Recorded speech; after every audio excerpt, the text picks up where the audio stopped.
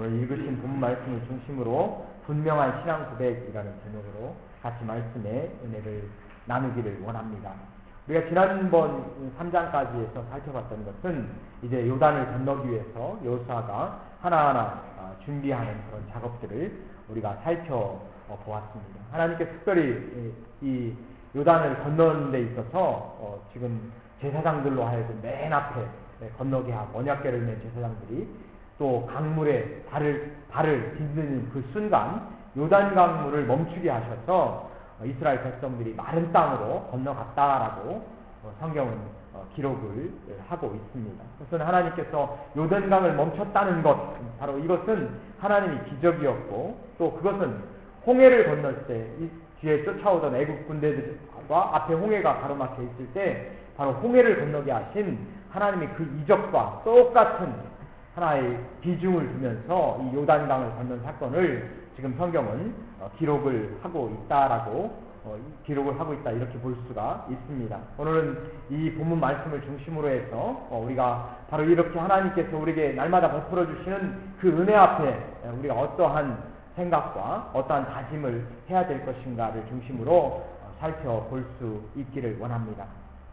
먼저 1절 말씀에 보면 이렇게 말씀합니다. 온 백성이 요단 건너기를 마침에 여호와께서 여호수아에게 일러 가라사대. 여호와께서 직접 여호수아에게 일일이 하나하나 모든 것들을 지시하고 있는 그런 장면이 계속해서 나오고 있습니다. 바로 여호수아는 하나님의 명령을 받은 하나 어떻게 보면 메신저로서의 사자로서의 역할을 지금 감당을 하고 있습니다. 누군가에 의해서 내가 지금 행동을 하게 된다라고 하는 것이 그렇게 별로 좋은 것은 아니죠. 우리가 자녀들도 보면 집에서 빨리 독립하고 싶어하는 자녀들이 있어요. 그런 집을 보면은 주로 이렇게 명령을 하는 그런 시스템이 돼 있으면 이 자녀들이 빨리 좀 나가서 나도 좀 독립하고 싶다. 왜냐하면 내가 지금 혼자 스스로 내가 무엇을 하고 싶은데 늘 언제나 제약을 받잖아요. 부모가 뭐 게임 하지 마라, 또 뭐 일찍 들어와라, 그런 어떤 뭐 제약을 받으니까 나 좀 빨리 독립하고 싶다, 이런 생각을 하는 사람들이 많은데요. 우리가 군대에 있을 때 그런 걸 많이 느낍니다.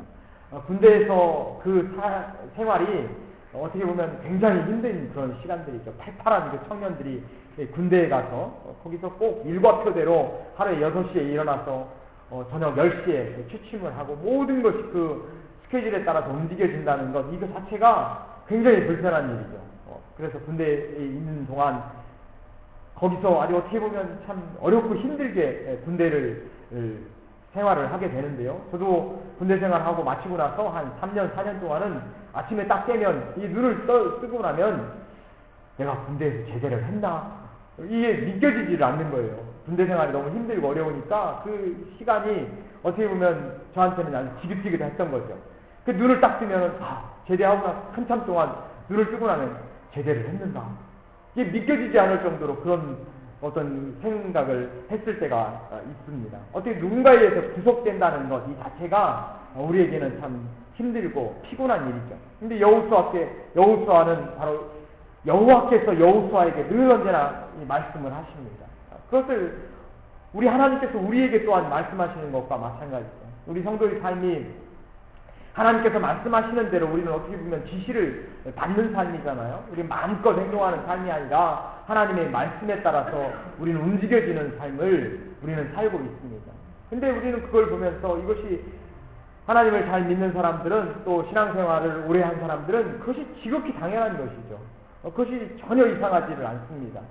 지극히 당연한 것이고 거기에서 어긋나는 것, 멀리 간다는 것, 하나님 말씀에서 내가 일탈을 한다는 것, 이것 자체가 불안하고 또 견딜 수가 없는 일이죠. 그러나 신앙생활을 처음 하시는 분들은 그렇지가 않습니다. 하나님께서 우리에게 말씀하시는 것, 그 말씀을 따라 산다는 것 자체가 어떻게 보면 처음에는 맞지 않는 옷을 입은 것처럼 불편할 수가 있어요. 그러나 시간이 흐르고 또 내가 진정으로 노아를 의지하고 하나님을 믿고 따라가고 그 안에서 생활하는 것이 가장 최고의 생활이고 최고의 은혜 받는 생활이고 또 최고의 지름길이라는 것을 알게 되면 그 안에 들어와 있는 것이 얼마나 행복하고 감사한 줄을 모릅니다. 여호수아는 하나님께 전적으로 의지했던 사람이에요. 하나님께 모든 것을 내어 맡겼던 사람입니다. 하나님께서 말씀하실 때 그는 들을 준비가 되어 있고 하나님께서 말씀하실 때 그는 행동할 준비가 되어 있던 사람이 바로 여호수아입니다. 그렇기 때문에 하나님은 그를 모세와 같은 자녀로 높여주시고 그에게 큰 일을 보여주셔서 이와 같은 기적들을 행하도록 만들어 주십니다. 우리도 역시 마찬가지로 내가 하나님의 큰 일을 내가 내 눈으로 보고 싶고 체험하고 싶다 했을 때는 우리가 하나님 말씀을 듣고 하나님의 말씀을 들을 뿐만 아니라 하나님 말씀대로 내가 행동할 준비가 되어 있을 때 하나님 우리에게 큰 일을 보여주시는 줄 믿으시기를 바랍니다. 여호수아는 지금 하나님 말씀을 받았어요. 그래서 2절에 보면 백성이 맨 지파에 한 사람씩 12사람을 택하고 그들에게 명하여 이르기를 요단 가운데 제사장들이 발이 굳게 선 그곳에서 돌 12를 취하고 그것을 가져다가 오늘 밤 너희의 유숙할 그곳에 두라 하라 라고 지금 명령을 내리십니다. 각 지파에 지금 12명을 택하셔서 요단강을 건널 때 바로 요단강가 한 가운데에서 12개의 돌을 취하여서 그를 하여금 돌 비석을 만들도록 명령을 내립니다. 이것은 이 뒤에 나와서 우리가 살펴볼 수 있는 것이지만 왜 하나님께서는 이런 명령을 지금 내리고 있는 것입니까? 6절에 보면 이렇게 말씀합니다. 이것이 너희 중에 표징이 되리라. 7절 언약궤가 요단을 건널 때 요단물이 끊어졌으므로 이 돌들이 이스라엘 자손에게 영영한 기념이 되리라. 이걸 기념으로 하나님께서 요단강에서 12개의 돌을 취하셔서 이곳에 이렇게 비석을 세웠다라고 지금 그것을 자손들에게 그 기적을 베푸시는 하나님의 은혜에 또 그 기적을 기념하도록 하기 위해서 지금 12개의 돌을 택해서 세워라라고 지금 명령을 내리고 있는 것입니다. 이 말씀에 따라서 이제 8절에 보면 이스라엘 자손들이 여호수아의 명한 대로 행하되 여호와께서 여호수아에게 이르신 대로 이스라엘 자손들의 지파 수를 따라 요단 가운데서 돌 12를 취하여 자기들을 유숙할 곳으로 가져다가 거기 두었더라라고 지금 말씀을 하고 있습니다. 무언가를 기념한다는 것, 무언가를 기억한다는 것, 이것은 참 우리에게 너무너무 소중한 것입니다. 특별히 우리에게는 우리가 지금 겪고 있는 어떤 우리가 지나왔던 우리 과거를 쉽게 잃어버리지 않는 것이 중요합니다. 우리는 과거를 통해서 너무나 많은 것들을 우리가 깨닫고 배울 수가 있어요.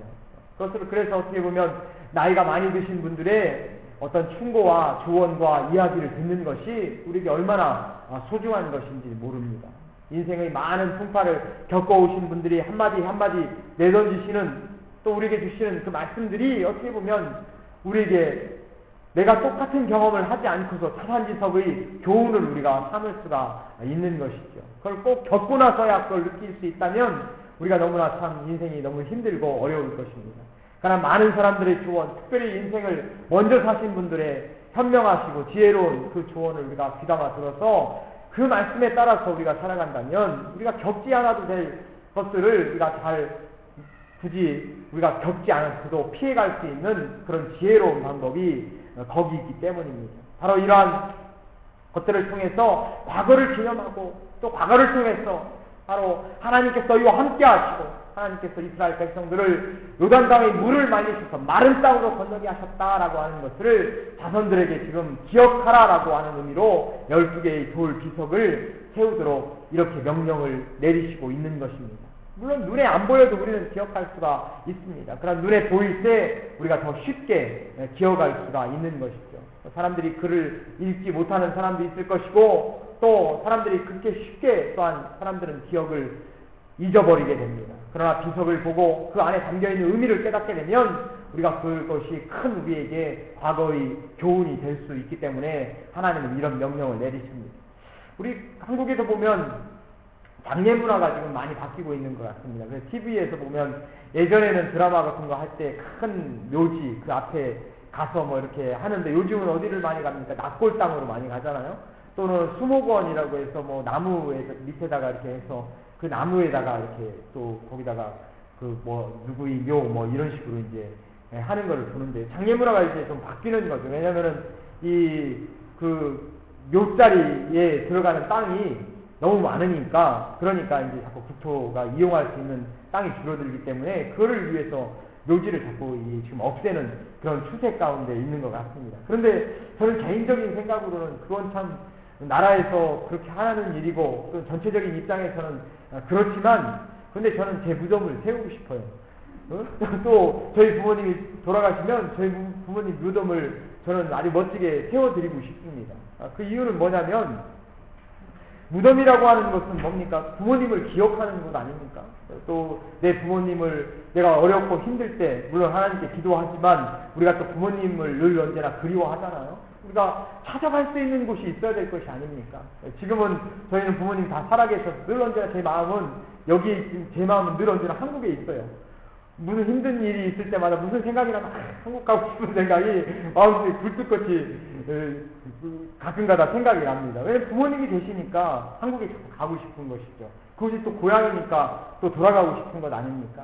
그래서 우리 마음의 고향을 좀 만들어 놓는 것이 중요할 것 같아요. 그래서 부모님이 돌아가시고 나면 좀 멋있게 또 묘지를 만들어 놔서 우리가 또 어렵고 힘들 때 또 자손들에게 이게 할아버지 무덤이고 할아버지는 이런 일을 하셨고 또 할아버지를 생각할 수 있는 그런 시간을 우리가 얼마든지 가질 수 있잖아요. 눈으로 보면 물론 어떤 호숫가에다 다 뿌려가지고 다 없어졌던 이 호숫가에 우리 아버지가 흩어졌던 곳이지 우리가 그렇게도 물론 기억을 할 수가 있겠지만 그러나 뭔가에 내가 있는 곳에 뭔가 이 표시를 좀 남겨두고 자녀들로 하여금 고향으로서의 역할을 죽어서도 감당할 수 있다는 것이 어떻게 보면 무덤의 역할이 아닌가 하는 그런 생각을 해보게 됩니다. 어쨌든 우리에게 필요한 것들은 과거를 기념할 수 있는, 그러니까 눈에 보일 수 있는 뭔가를 통해서 지금 이스라엘 사람들로 하여금 이 과거에 하나님께서 너희들을 이렇게 건지셨고 너희들을 이렇게 구원하셨다라고 하는 것을 지금 이렇게 보여주고 있는 것이죠. 또 12개의 돌이라고 하는 것은 또 다른 의미는 어떻게 보면 단결을 의미합니다. 이스라엘 백성들이 앞으로 해야 될 일들이 너무 많잖아요. 이제 요단강을 겨우 건넜을 뿐입니다. 앞으로 자기들이 정복해야 될 것들이 그들 앞에 있는 어려움들이 얼마나 많은지를 모릅니다. 그 앞에서 하나씩 돌을 건지셔서 하나님이 이곳을 이렇게 건너게 하신 것처럼 이스라엘 백성들이 그 돌무더기를 하나에다 다 모아놓고 너희들이 이렇게 지금 단결해서 앞으로 이 어려움들을 극복해 나가야 된다라고 하는 그런 상징적인 의미를 또 가질 수가 있는 것이죠. 어쨌든 12개의 돌을 가지고 지금 큰 비석을 만들어서 이스라엘 백성들로 하여금 하나님의 역사하심을 기억하게 만들고 이스라엘 민족을 하나로 단결시키는 그런 역할을 위해서 지금 이러한 명령을 내리신 것이죠. 9절에 보면 또 여호수아가 또 요단 가운데 곧 언약궤를 맨 제사장들이 다리 선 곳에 돌 10수를 세웠더니 오늘까지 거기 있더라라고 말씀합니다. 이것이 보면 8절과 9절이 이거 똑같은 얘기 아닌가? 지금 다른 얘기죠. 하나는 이스라엘 백성들이 12개의 돌을 가져다가 지금 건너고 난 다음에 요단강을 건너고 난 다음에 12개의 돌 비석을 지금 세운 것입니다. 근데 9절에 나오는 이 말씀은 여호수아가 직접 그 돌을 제사장들이 발이 선 곳에, 즉 제사장들이 있던 곳에서 12를 택하여서 즉 그 안에다가 지금 다시 12개를 이 여호수아가 직접 지금 비석을 만든 것이죠. 그러니까 결국 2개의 비석입니다. 하나는 강을 건너는 후에 지금 거기다가 좀 놨던 것이고 하나는 그 강 안에다가 지금 2개를 세워놨습니다. 그것도 여호수아가 직접 그것을 지금 세워놨다라고 이렇게 지금 기록을 하고 있습니다. 이것은 어떻게 보면 여호수아의 적극적인 감사의 표시로 보여집니다. 하나님께서는 하나만 명령하셨죠. 가서 12명을 택해서 한 돌을 가져다가 밖에다가 건넌 후에 지금 세우라고 말씀하십니다. 이건 두 번째 이 여호수아가 만든 이 돌비석은 아무도 시킨 것이 아니죠.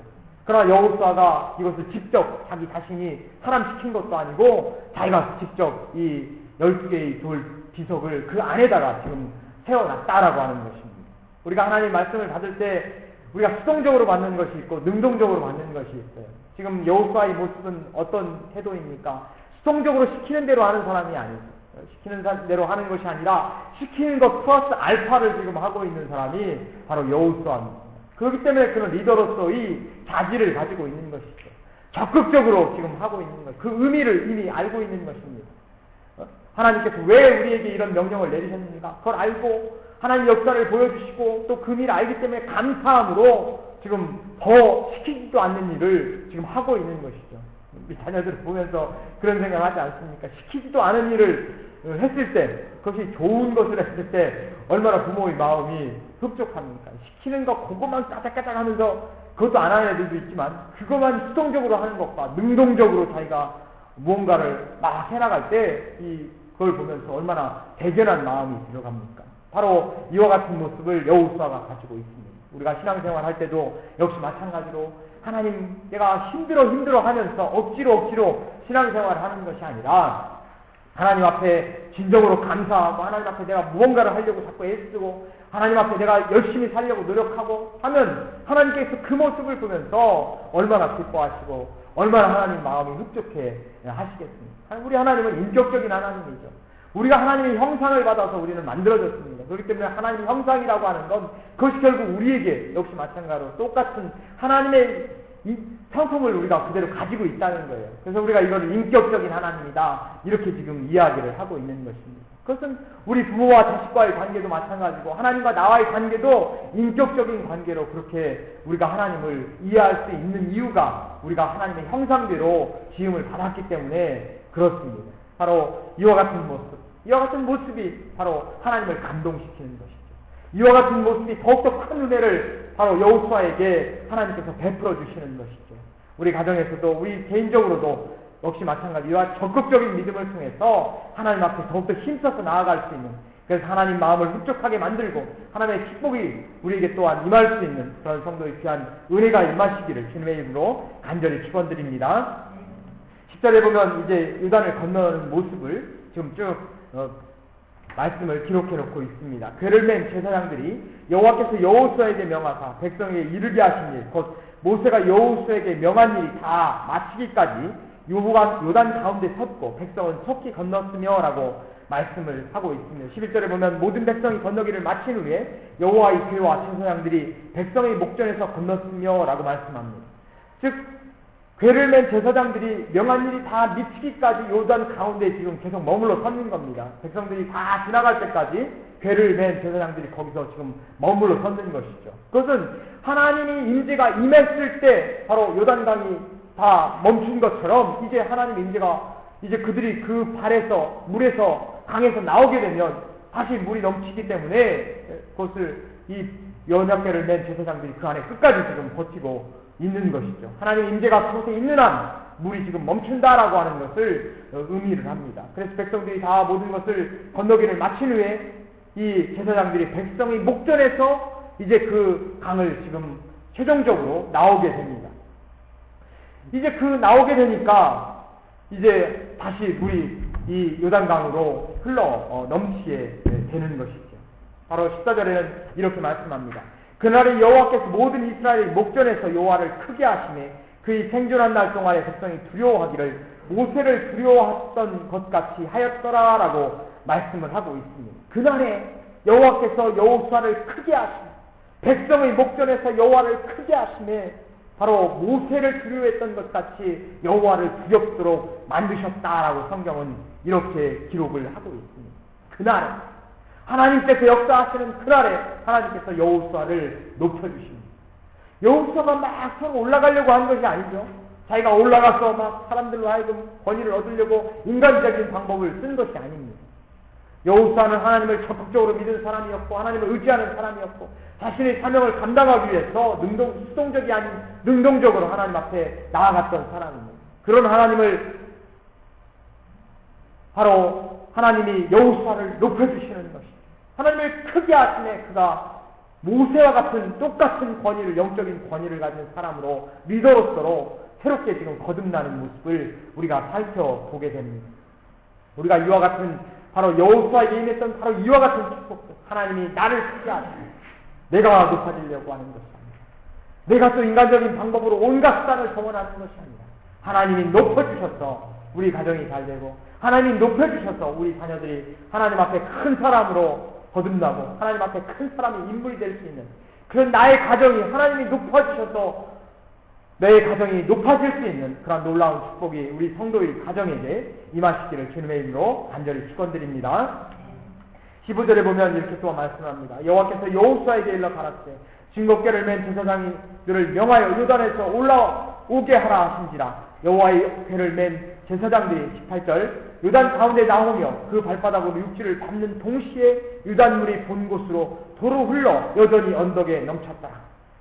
모든 백성이 지켜보는 가운데 이제 언약궤를 맨 제사장이 강에서 떠나게 됩니다. 떠나게 되자마자 그 발바닥 육지를 밟는 동시에 물이 흘러 다시 그 강을 채웠다라고 지금 말씀을 하고 있습니다. 우리 인간들처럼 간사한 사람들이 어디 있습니까? 우리처럼 간사한 사람이 없어요. 우리 속담에서 그렇지 않습니까? 화장실 들어갈 때 마음하고 화장실 나온 다음에 마음이 너무너무 다르죠. 화장실 들어갈 때는 저거 한번 생각해보세요. 내가 급한데 지금 화장실 닫혀있습니다. 얼마나 지금 말 맞따라 좀 미치고 뭐 한다 지금 그렇게 얘기하잖아요. 내가 저거 오직 소망은 뭡니까? 화장실 들어가는 것, 볼일을 보는 것이죠. 근데 옛날 화장실 어떻습니까? 옛날 화장실 이 나무로 두 개 다 걸쳐놓고 그 위에 올라가서 냄새가 또 얼마나 납니까? 그 밑에를 딱 바라보면 거기 희끗희끗한 거 막 돌아다니는 거 있잖아요? 아마 다들 생각이 나실 겁니다. 그런데 누가 그 안에 들어있다고 생각해보세요. 저것이 유일한 희망이죠. 내가 들어가서 볼일을 놔야 되는데 제발 좀 나는 들어가고 싶다. 근데 들어가서 딱 볼일을 보고 나오면 어떻게 하면 에이 더러워. 냄새도 나고 에이 내가 이곳에 다시 오라 봐라. 아마 그런 마음 가지고 떠날지도 모릅니다. 사람의 마음이 그렇게 간사한 거죠. 들어갈 때 마음과 나올 때 마음이 이렇게 다른 거죠. 바로 지금 이와 같은 기적도 마찬가지입니다. 언약궤를 맨 제사장들이 요단강 물에 발을 들여놓자마자 강물이 딱 넘쳤어요. 얼마나 넘치도록 흘러오는 강물입니까? 그때 당시에 우리가 지난번에 살펴본 것처럼 그때 당시에는 비가 많이 오던 때다 지금 성경은 이렇게 주석학자들은 얘기합니다. 그래서 그 강이 꽉 지금 넘쳐 흐르는 바로 그런 상태였단 말이죠. 그런데 요단강에 제사장들이 딱 발을 들여서자마자 강물이 딱 멈췄습니다. 그러고 나서 다 사람들이 다 이제 그 강을 무사히 건널 수가 있었단 말이죠. 강을 건너고 나서 이제 제사장들이 맨 마지막에 딱 나오는 모습을 만약 이 백성들이 못 봤다고 한번 생각해 보십시오. 그들의 생각에는 온갖 생각이 다 나올 겁니다. 제사장들이 딱 그곳에 발을 들여놓는 그 순간 아마 물길이 바뀌었을 거야. 아니면 위에서 막 비가 내리던 그 비가 끊겼을 거야. 우리 생각이 바로 그렇단 말이죠. 그건 하나님의 역사가 아니야. 우연히 그렇게 된 거야. 또 역사학자들은 또 뭐라고 얘기합니까? 요단강 별로 뭐 크지도 않은데 뭐 첨벙첨벙 건넜겠지. 그때 당시에 그냥 또 비가 안 와서 건넜는데 마치 그냥 뭔가 기적이나 난 것처럼 그렇게 얘기하는 거야. 요단강 가보니까 별로 크지도 않아. 이렇게 얘기하는 게 바로 누굽니까? 바로 우리들이 마음인 겁니다. 그렇기 때문에 하나님이 지금 이렇게 지금 명령을 내리시는 거예요. 물길을 막아놓고 이제 다시금 제사장들이 뛰자마자 물길을 다시 흐르도록 만들었어. 지금 사람들로 하여금 야 우리가 저기를 건넜어? 이건 하나님의 역사야 라고 고백할 수밖에 없도록 지금 만들어 주시는 거죠. 우리가 역시 마찬가지입니다. 우리가 막 뭔가를 기도해서 하나님 저것만 좀 해결해 주세요. 기도합니다. 하나님 저것만 해결해 주시면 내가 진짜 이제 하나님 말씀 잘 듣고 살겠습니다. 다 기도하다가 하나님께서 그거를 딱 해결해 주셨어요. 그러면 어떻게 됩니까? 내가 막 기도하던 기도의 제목이란 말이에요. 그러니까 얼마나 감사합니까? 하나님 진짜 감사합니다. 하나님 내 기도를 들어주셨군요. 고백하고 감사할 수 있단 말이죠. 근데 몇 번 기도했어요. 하나님 해주세요. 안 해주시네. 거봐 안 되잖아. 또 몇 번 기도해. 하나님 좀 들어줘요 좀 제발. 그러다가 그러다가 또 잃어버려요. 봐봐 안 되잖아. 뭐 듣기는 뭘 들어. 이렇게 한단 말이죠. 그럼 하나님께서 들어주셨다고 한번 생각해보세요. 진짜 들어주셨어 하나님께서. 감사하겠습니까? 거봐 그냥 됐잖아. 그냥 이렇게 나가는 거죠. 그냥 우연히 된 거야. 하나님이 하신 게 아니라 그냥 봐봐 그냥 흘러가다 보니까 됐지 뭐 이게 내가 기도해서 된 건가. 이렇게 간사한 게 바로 우리들이 모습. 하나님께서는 그걸 싫어하십니다. 우리가 죽도록 기도하고 인생의 맨 밑바닥까지 가서 더 이상 우리가 기도할 힘까지 다 쓰어졌을 때 그때 하나님께서 역사하십니다. 분명하게 하나님이 손을 보여주기 위해서 우리 힘이 다 끊어졌어. 이제는 나는 아무것도 할 수 없습니다. 하나님 내 능력으로는 이제는 절망뿐이고 너무 힘들어서 나는 이제는 여기서 벗어날 길도 없습니다. 바로 그때 하나님께서 역사하시면 어떻게 됩니까? 하나님 내 기도를 들어주셨구나. 하나님 나를 살리셨구나. 나를 바닥에서 다시금 건져 올리시는구나. 고백할 수가 있단 말이죠. 그래서 때로는 우리 기도가 막 기도하고 기도해도 때로는 응답을 안 해주시는 거예요. 때가 아직 안 된 것이죠. 아직 우리가 하나님 앞에 하나님이 그때 역사해봤자 우연으로 돼버릴 거니까 하나님 그때 응답 안 해주시는 기다리셔서 내가 할 수 있는 모든 수단이 다 끊어져 버릴 때까지 기다리십니다. 끊어주시고 이제는 더 이상 기도할 힘도 없어요. 하나님 알아서 하세요. 하나님 역사하시고 할렐루야.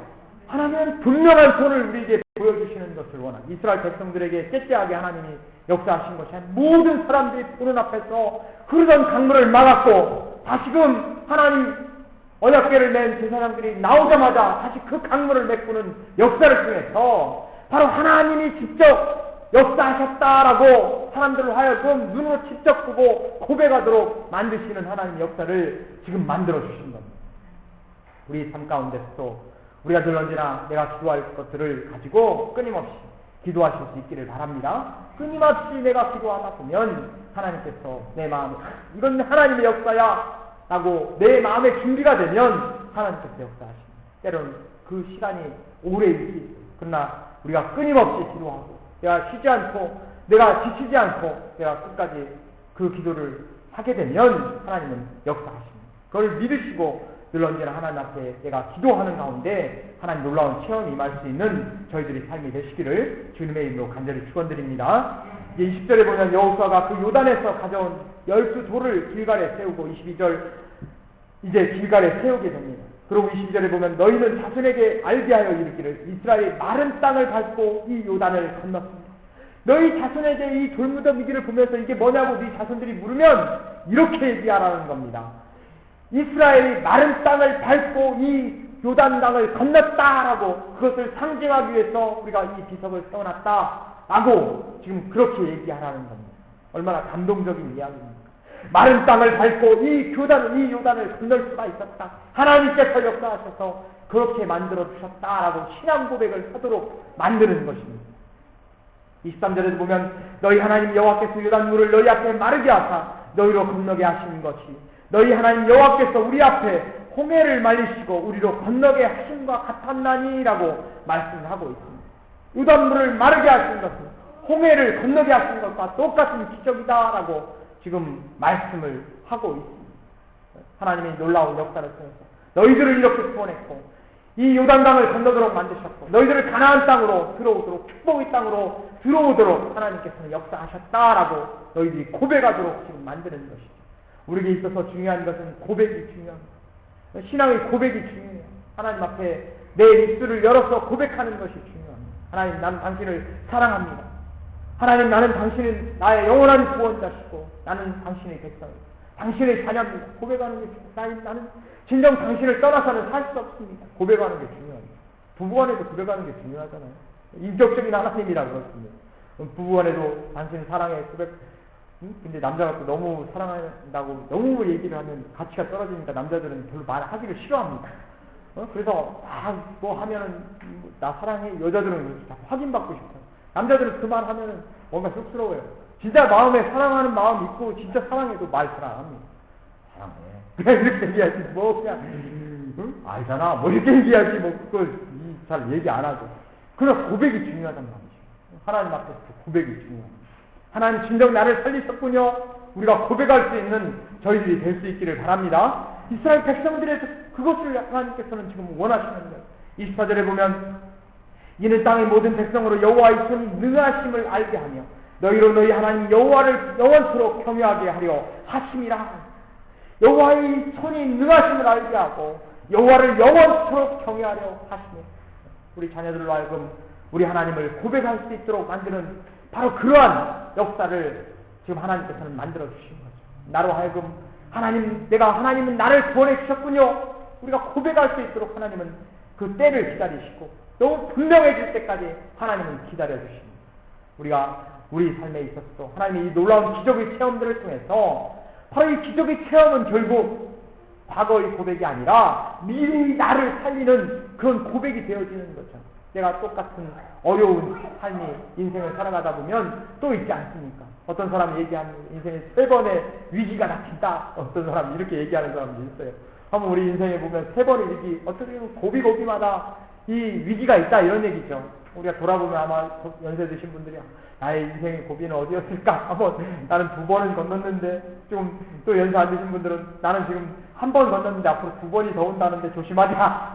어쨌든 그때마다 우리에게 위기가 있단 말이죠. 그런 위기 순간에 예전에 내가 첫 번째 위기를 하나님께서 나를 도와주시고 하나님께서 나에게 은혜를 베풀어 주셔서 그 위기를 극복해냈는데 그때 나를 살리셨던 하나님이 이번 고비에도 나를 살리실 거야. 고백하는 그 고백이 바로 과거의 고백이 미래의 나를 살릴 수 있는 것이다. 우리가 시편을 통해서 다윗의 이야기를 보면서 우리가 그런 걸 깨닫게 됩니다. 다윗은 그때마다 얼마나 많은 어려움들을 겪었는지 모릅니다. 그 왕위에서 사울에게 잡혀서 죽을 고생을 한 압살롬이 난에 의해서 자기 아들에게 쫓겨다니는 신세 죽을 뻔한 위험을 얼마나 많이 겪는지 모르죠. 그때마다 그는 시편의 고백을 통해서 나를 예전에 살리셨던 하나님이 오늘 나를 살린다 그런 끊임없이 그런 고백을 하게 됩니다. 우리도 역시 마찬가지로 하나님이 나를 과거에 살리셨던 그 과거의 경험을 우리가 잊지 말고 그 고백이 오늘의 어려움들을 극복하게 만들고 하나님 예전에 살리셨던 그 하나님이 오늘도 나를 살리셔서 미래의 나를 하나님의 놀라우신 영광의 자리로 마른 땅을 걷게 하시는 나의 좋으신 하나님이다. 우리가 고백할 수 있는 그런 놀라운 성도의 축복이 임하실 수 있기를 주님의 이름으로 간절히 축원드립니다. 기도하겠습니다. 우리 같이 한 목소리로 기도합니다. 하나님 과거의 나에게서 들어주신 하나님의 그 과거를 우리가 기억할 수 있기를 원합니다. 그 과거를 통해서 나에게 분명한 신앙 고백을 내가 할 수 있기를 원합니다.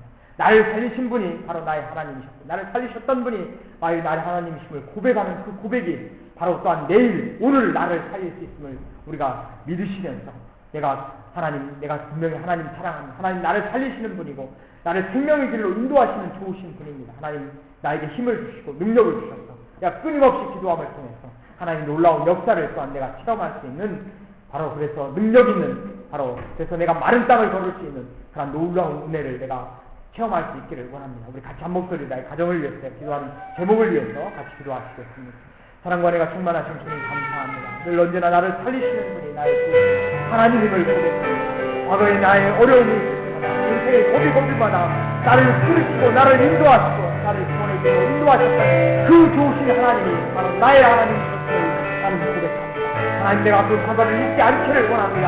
하나님 나를 살리신 그 하나님의 놀라운 역사하심을 내가 잊지 않기를 원합니다. 하나님 이것이 나의 신앙 고백이 될 수 있기를 원합니다. 나를 걷게 하신 그 하나님 바로 그 기적의 사실을 사람들로 하여금 잊지 않도록 넓게 그 믿음을 그 기적을 세웠던 그 하나님의 그 놀라우신 은혜처럼 하나님 나의 인생 속에서도 하나님 나를 부리부리자마자 나를 살리셨던 그 하나님이 바로 나의 좋으신 하나님의 그 하나님이 나를 이끌고 계시다 나가 고백하시는 그런 귀한 믿음을 주님 살아가시기 있기를 원합니다. 하나님 제가 과거를 잊지 않기를 원합니다. 오늘 살리게 하시고 미래를 살리는 그 고백을 할 수 있게 하시고 우리 가족 하나님 놀라운 역사를 주시옵소서. 하나님 의지할 수 있기를 원합니다. 하나님 믿고 나아갈 수 있기를 원합니다. 하나님 모든 것 내어받고 따라갈 수 있기를 하나님 놀라운 은혜를 주시옵소서. 하나님 놀라운 은혜 주시게 내가 있게 하시고 그 은혜의 길을 한 걸음 한 걸음 걸어가고 그 땅을 건너 가나안 땅으로 들어갈 수 있는 많은 땅을 걸을 수 있는 놀라운 축복을 주님 저희에게 하시옵소서. 그런 데나 요단을 건널 수 있기를 원합니다. 자, 인생의 고비를 우리가 헤쳐나갈 수 있기를 원합니다. 하나님 그 속에서 용기 주시고 하나님 그 속에서 믿음 주셔서 하나님 나를 건지시는 분이시고 하나님은 나를 마른 땅을 걷게 하시는 분이심을 고백할 수 있는 성도의 삶이 될 수 있도록 주님이 인도하여 주옵소서. 여러 중에서 여호와는 참으로 능하심을 알게 하시고 우리가 어느 서로 내가 하나님을 경외할 수 있는 자손 대대로 하나님을 경외할 수 있는 그런 믿음의 가정들이 세워질 수 있도록 주님 역사하시고 인도하여 역사하시고 놀라운 능력이 저희에게로서 능력이